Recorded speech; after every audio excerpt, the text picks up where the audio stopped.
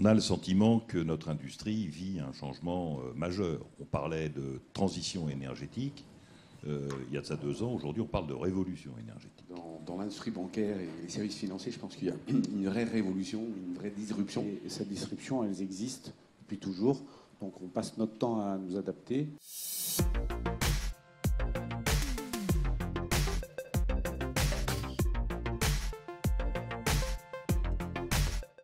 Donc on a ce vrai enjeu qui consiste à avoir des économies court terme et en fait à investir sur des technologies complètement nouvelles. On observe que le modèle avec la plus grande croissance année après année est le cloud hybride. Donc effectivement le cloud, c'est un moyen d'économiser sur l'infra. Donc pour utiliser ce budget, pour le mettre sur la transfo.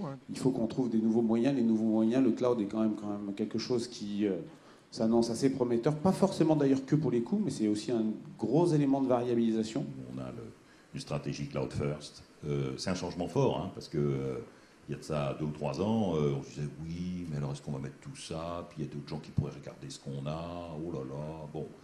Je crois que c'est fini. Je crois que le cloud a gagné la partie et nous, on a basculé en cloud first. Dans la promesse du cloud, il faut, si on veut la prendre en entier, je pense que tout le monde a repéré maintenant que la vraie promesse, elle est sur le fait d'avoir des softs entre gratuits et moins chers, on va dire moins chers pour aujourd'hui. Le cloud public ramène une chose importante, c'est l'innovation. Je vais donner un exemple, mais Azure c'est pareil. AWS rajoute par an de l'ordre de 500 nouveaux services sur la plateforme. Nos clients sont globaux. Nos clients, ils attendent un delivery, façon d'exercer leur projet de manière globale et industrielle. On a consolidé des centaines de contrats en 1 ou 2. On n'a plus qu'un contrat SAP Monde pour tous nos supports SAP. On n'a plus qu'un contrat d'infogérance Monde pour toutes nos infras. Bon, après, elle est plus loin, ça commence à devenir difficile. On est en train tous là, de travailler sur non plus la baisse du coût du jour homme, mais en fait l'annulation du jour homme. La première efficacité de l'IT, de l'informatique, c'est finalement de livrer. Si on peut lier la valeur avec une réduction de coûts, la transformation applicative qui de toute manière est nécessaire, absolument, plus que jamais, et on le voit dans notre baromètre, peut être une vraie réussite. Maintenant qu'on a des développeurs sur place, eh ben on innove. On innove, on crée une application pour gérer la cantine, on va innover sur des plateformes pour échanger des documents. En effet, nous constatons que les initiatives digitales sont encore soit isolées sur des parties spécifiques du paysage IT, soit construites en dehors du SI traditionnel et très souvent avec des partenaires et des startups. Et d'ailleurs, de plus en plus, sans l'intervention de la DSI. C'est vrai qu'au départ, ça a fait drôle de voir, parce que de voir autour de la table du comité de direction générale, de voir les métiers qui parlaient d'informatique, de technologie, de données, de start-up.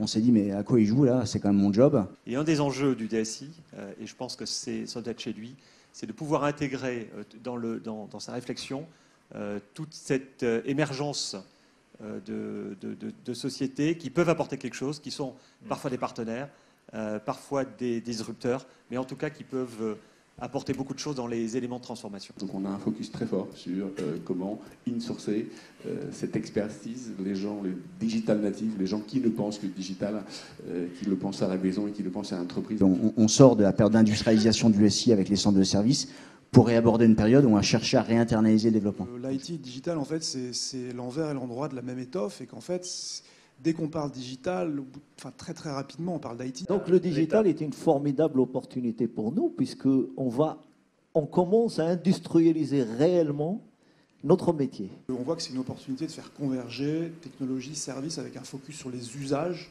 super fort. Ce qu'apporte le digital, c'est qu'on va passer d'un SI qui porte un processus à un SI qui tire une satisfaction de l'usager. C'est ça le job, c'est de mettre en place une stratégie cohérente de manière globale.